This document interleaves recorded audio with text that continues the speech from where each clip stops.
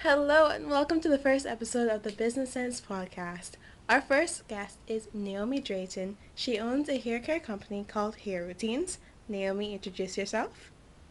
Well, hi everyone. My name is Naomi Drayton. I am 23 and I am the owner of Hair Routines. My company has been going for about 2 years now. We make natural hair products from mostly natural ingredients. You said you were in the business for 2 years. What made you want to start Hair Routines? Well, actually, when I was back at BCC, I did a course in biology and environmental science. And in that course, we did medicinal plants. Shout out to Miss Oldo, Miss Shepherd, and Mr. Coppin. It was a really great course, and in it, we collected the medicinal plants, and we were supposed to make byproducts from it for a project. And I made a hair product, and I got an A.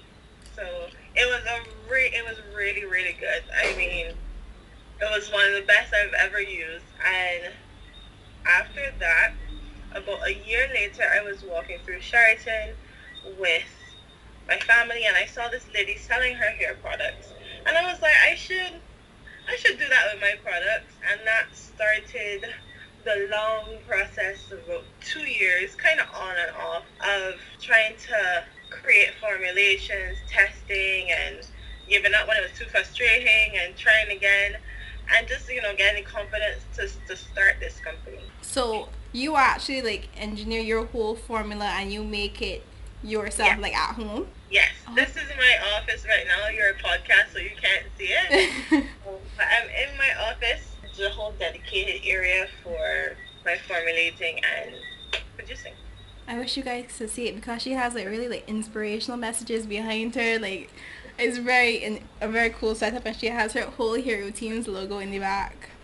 So you actually chemically engineer your own formulas for this.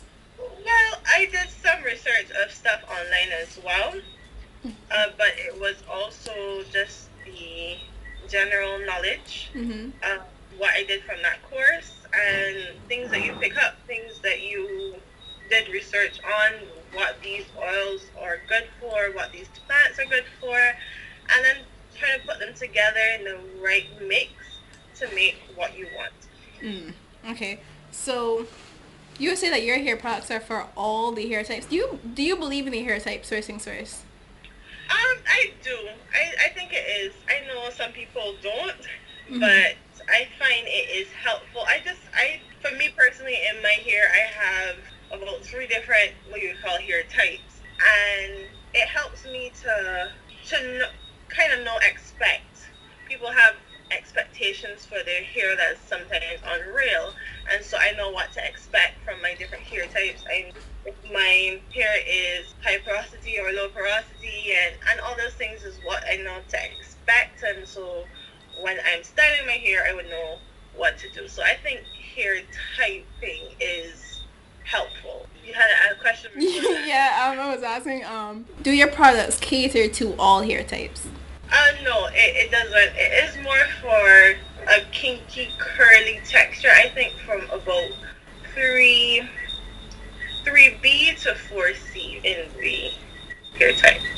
Okay, great, because I have some 3C to 4A type hair, and I've been looking for more Barbadian type brands to support when I'm buying my hair products, so I'm definitely going to be coming over here to get my products.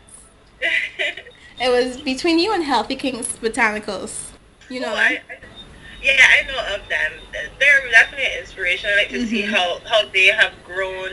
I have never tried their products, but I still admire how their formulations at least look. And she too seems to have been around for years and years, Mm-hmm. and seeing her growth inspires me from my Mm-hmm. growth.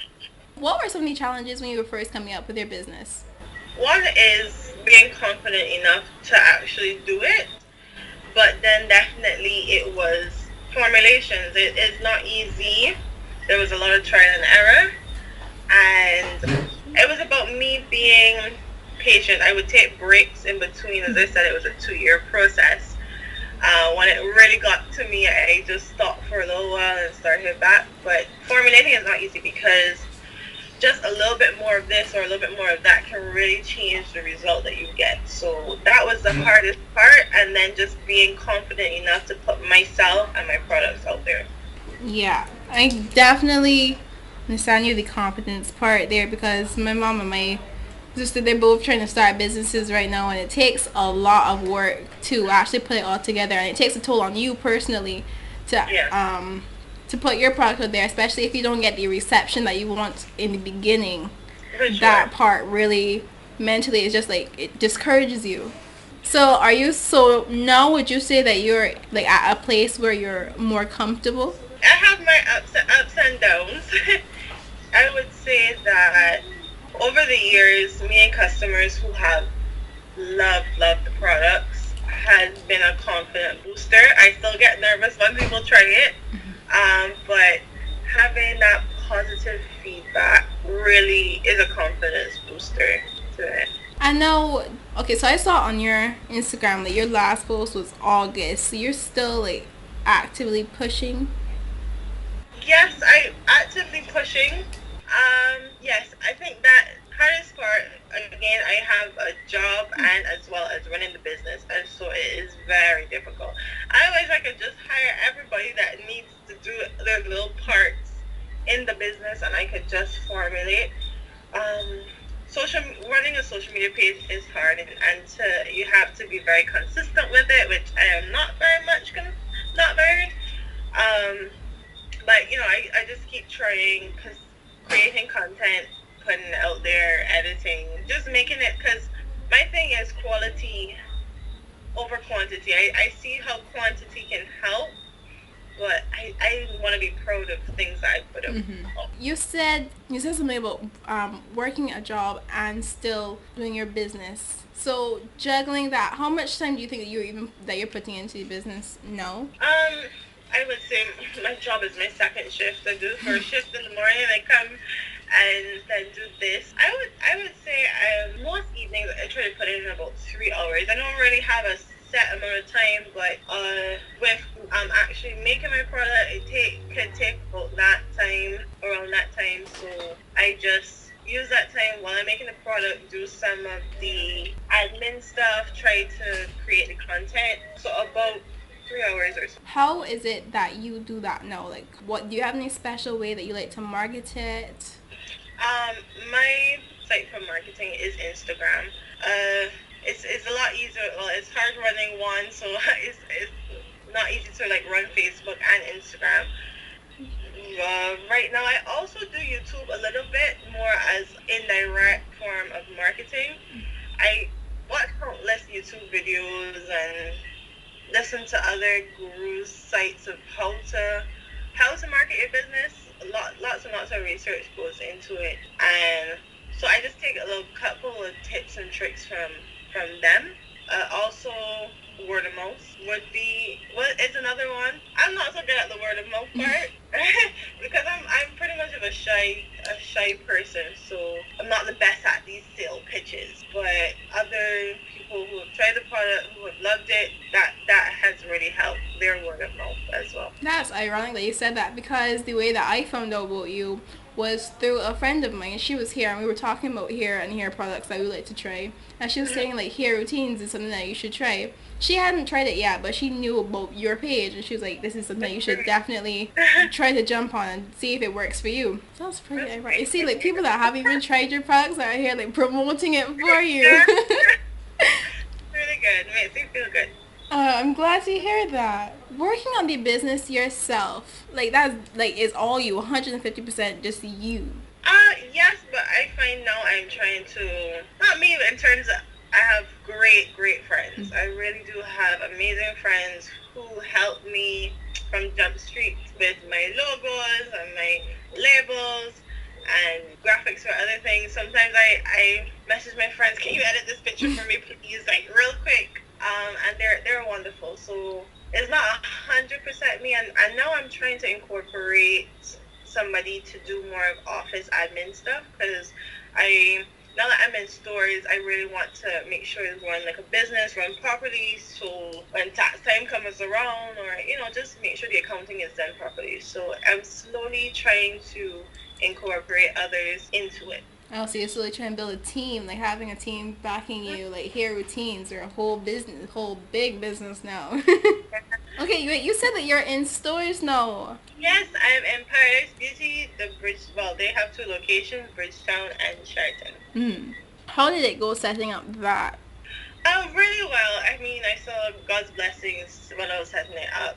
I made some calls to find out about shelving space, the sale of shelving space, that kind of thing. And then I was supposed to send a pitch email. They liked that. Sent out samples to the manager there, and they tried it. They loved it, and they have been super nice and super helpful during this time. Okay, so even though you're in stores, you're still doing deliveries on your own. Like if someone messaged you on your page and said that they wanted a certain item, you would still fill that order? Well, I'm trying to pull away from that. I can't completely right now. I want to sell the ones that are, it's complicated. Another COVID issue, pandemic issue. You're getting there shortly. Some of my products aren't in the store right now, and so I still have to do deliveries for those. But I won't necessarily make deliveries for the other two that are in the store. So hopefully that will be rectified very soon. I don't. COVID has really, one of the negative effects is the lack of supplies and certain things that I need, or how long it takes to get them. And so I wasn't able to put two of the other products in store, but that should be coming soon. So right now, how many products do you have in store? The two, the leave-in lotion and the styling souffle. Oh, okay. So now I feel like we can get into COVID and how it has impacted your business, because I hear you hinting at it, and now I feel it's the best time that we should delve into it. What were your big plans for the year before COVID wrecked them? Actually, it did not wreck them. I would start with, let me mention some of the negative things that it has done. Like everybody else, when we were definitely in lockdown, there was no sales for those few weeks, but it wasn't such a big hit for me. And I had goals written in my book of what I wanted to do for the year. Being in a store was one of them. And I felt like when COVID happened, I felt like I had no chance. I wrote a pros and cons list of if I should still try to go for it or if I shouldn't. And I felt like people will have less spending power, all these other things, and I wanted to do well. I want the store to see that it's not doing well. All of these things was going through my mind, but it still worked out. It still worked out, and I would actually say COVID has affected my business in positive ways, because people now, like yourself that you mentioned, want to buy local, want to support the local economy. And I have gotten people who's like, I really want to try your products as a local product and what's not. And even the bigger corporations are willing to help smaller corporations now to kind of lift everybody up as much as possible. There will be some negative effects. They say spending power might even dwindle further. We'll have to see how that goes. But so far it has been positive. How did you keep your positive outlook on it all? Because you're saying that you were afraid of people spending power. You were afraid like your whole deal with the businesses and having your products in stores would fall through. How did you remain positive and keep pushing forward with that? I would say I didn't always feel positive about it, but like I am religious. So it was definitely, praying to God, and I just really saw how things fell into place. But also I got motivation as well from doing a lot of workshops, or just watching people's lives that are business management experts, or watching other YouTube videos of people who have their businesses. I got a lot of motivation from them to take this time now to develop your business more. You have more time at home. Everybody was saying come up with a skill. I mean, it's hard to put that pressure on everybody, I understand, but for me it was a positive drive to take that time to push harder, and here we are.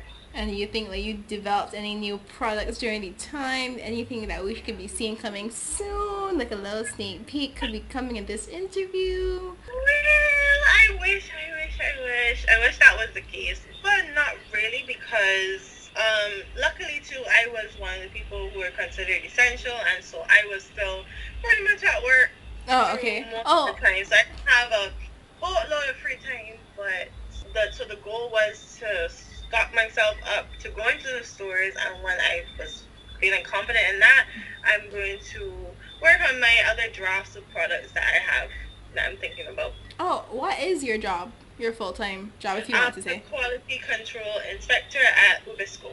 So Oh. into quality of everything, you have to keep up standards with them, and I keep up standards with me in my business. Oh. They go hand in hand in both of your Yeah, business you're right. lives. Oh, another thing I wanted to ask you about is like I was scrolling through your Instagram, kind of doing like a background research. So I saw that you initially you had named your business Hair Essentials. Yes. One of my big mistakes. Okay, listen up, folks. This is a mistake in business. Well, yes, Hair Essentials was my name at first, and then I didn't register it. So when Mm. I finally went to register it, I realized the name was taken. I think it had to do with also like not being confident in yourself enough that your business is gonna take off. So you're just gonna like, let me just try this real quick. Sometimes it is best to step 2 feet in instead of like 1 foot on the fence. So that's how I lost the name, and then I had to change everything, change my labels, change my logo. But I like this name better. Hair Routines. My mom actually came up with it, and so I'm happy about that. I like to play on routines, as in you literally Yeah. have as routines. That's really clever. Good on mom for that one. Yeah. Like, what's your biggest goal for the company? In 5 years, I want to see my business here, or something like that. I think being in stores was one of the big goals. Being in stores more stores around the island would be more of a short term goal. But in 5 years, definitely being shipped around the world and being known, somewhere up there with the Shea Moistures and As I Am and those sort of products. Talia with Definitely. G, oh goodness.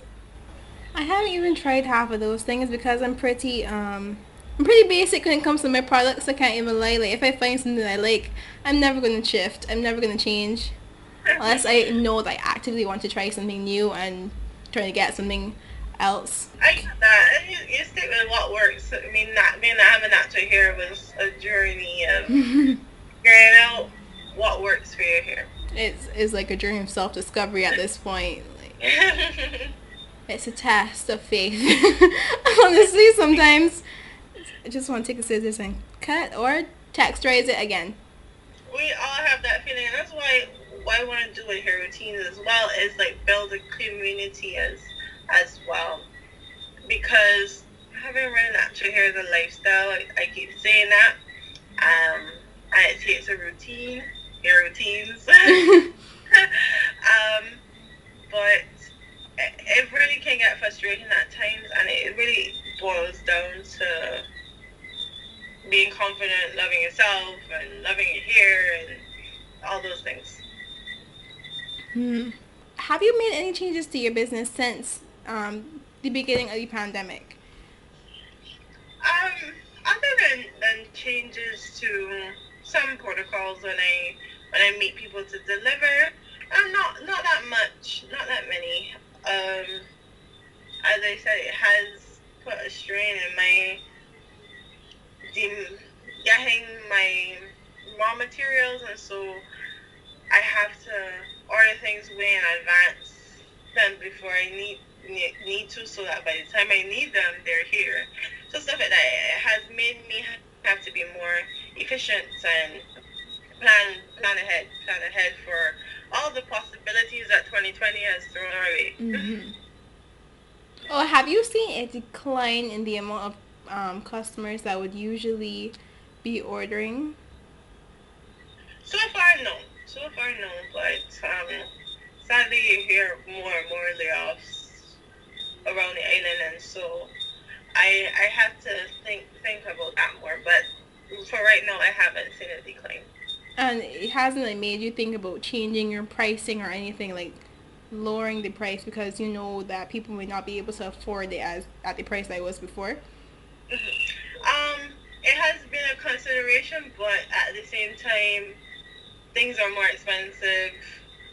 Um, Taxes are have to be paid, and you still have to make a profit for what you do. I think my only thing is the best I can do is make sure I give my customers quality for their money, and that has that has been my main goal. Make sure that I am giving quality products at all times for these people their hard-earned money. Mm-hmm.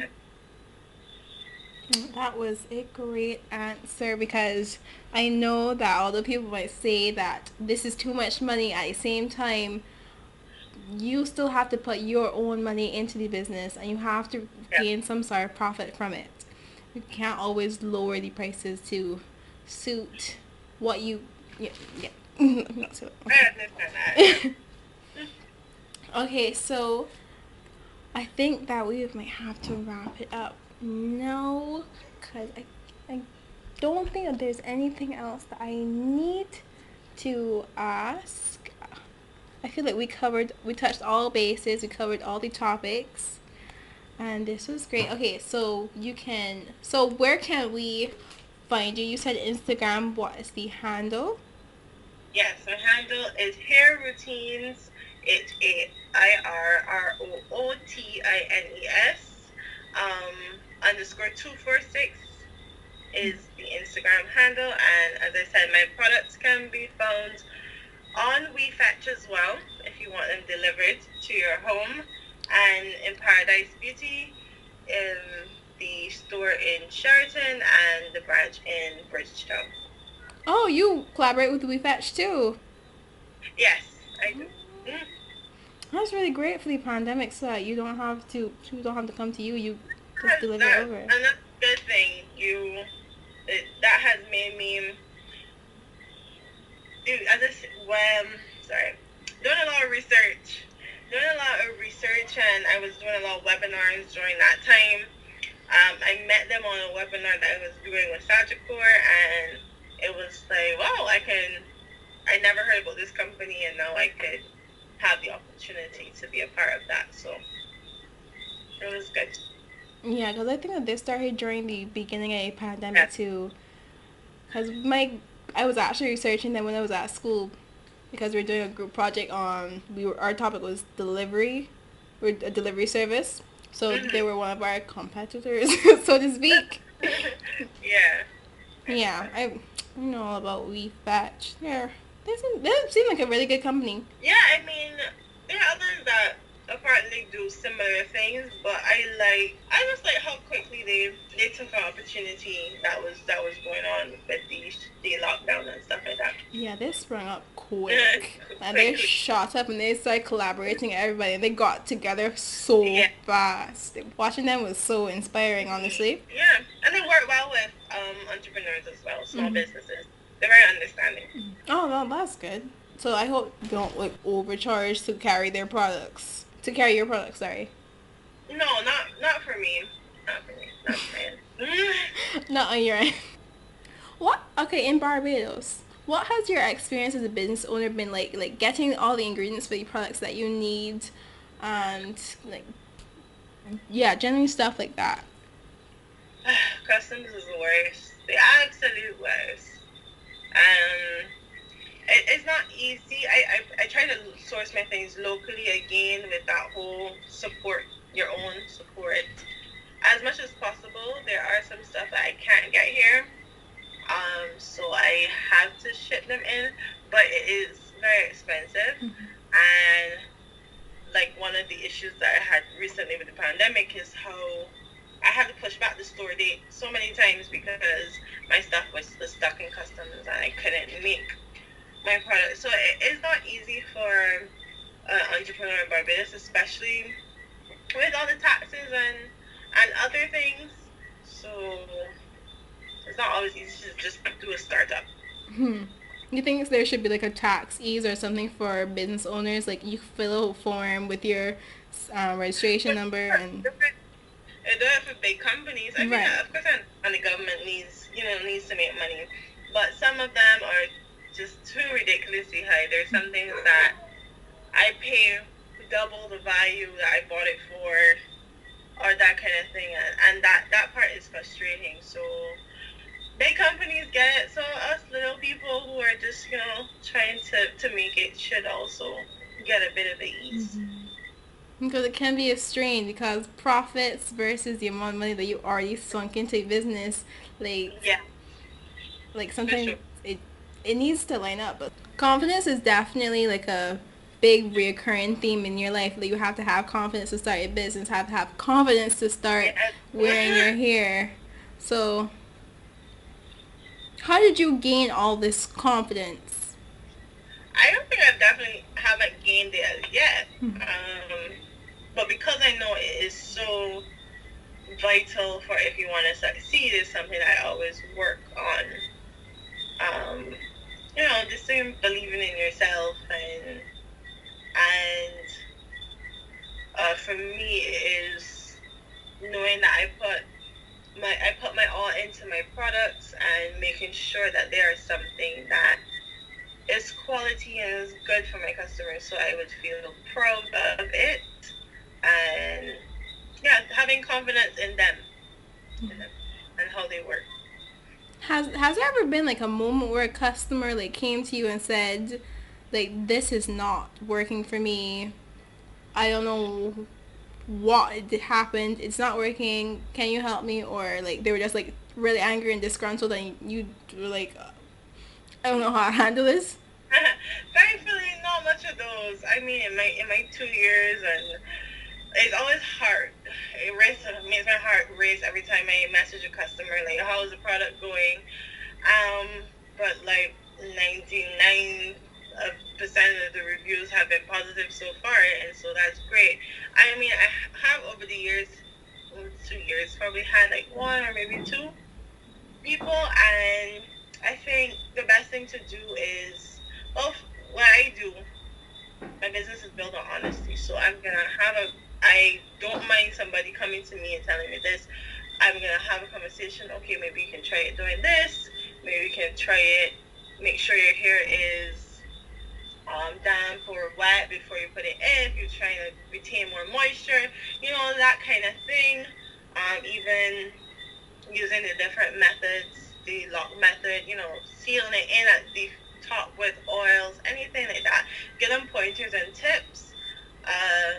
I see. I have done with like the one or two customers who have said that. But again, it goes back to everybody's hair is different, and everything will not work for everybody. And that's something that, even though I have confidence in my products, is still, it can't be a guarantee for everybody, because we are a wide spectrum of people with different hair types, and one might work better for the other than the other. Yeah, I definitely find that like some products work for my friends and they will not work for me. Like it's just like water, just like, runs on my hair and does nothing, or just leaves my hair extremely frizzy or crispy. I will not call any names of any products, cause I'm not gonna call any names. um, But that can happen. That can happen. definitely. Okay, so what would you say? What product would you recommend for someone with like my hair type, like for 3C to 4A type of hair? Which product would you recommend? Well, first, usually my first question to clients is like, what do you most want to achieve? Are you just looking for a moisturizer, or are you looking for something to style your hair? All the products work well together, but one of the things I try to do is point people, not just try to like, oh, here, buy everything. I try to point them to what they might be looking for at the time. The conditioner and the shampoo bar that have in coconut milk and honey, and the shampoo bar has in oats as well. Really good for people with sensitive scalps or have dandruff issues. Um, One thing I like, everybody loves the shampoo bar. Therefore, at first they're like a shampoo bar, um, soap in your hair, but no, it has great lather and it's very moisturizing, so it doesn't strip your hair. So starting from there, moisturizing your hair, not letting the shampoo strip your hair. Then the conditioner is softening and moisture as well. Then one of our best sellers is the leave-in lotion. People love it. I don't know if it's maybe because people want to know what is a leave-in conditioner, but it works great. That's definitely a great moisturizer, good for detangling your hair as well. And the styling souffle has an flaxseed gel, so it acts as when you want to do your wash and goes, when you want to do your twist outs or braid outs, that kind of thing. Any stylists, when you're styling your hair, it's good for that. I can't wait to try them out myself. I cannot wait. Okay. I get too excited about that. Thank you so much for listening, and thank you so much to Naomi for being here and sharing some information about her business and her experience with creating her own hair care line. Tune in tomorrow for the next episode where we'll have Fusion Motors and their owner Christopher Codrington giving us a little insight on what is like in the car industry here in Barbados. Thank you for listening. Once again, I'm Kira Clark, and I hope you have a wonderful evening.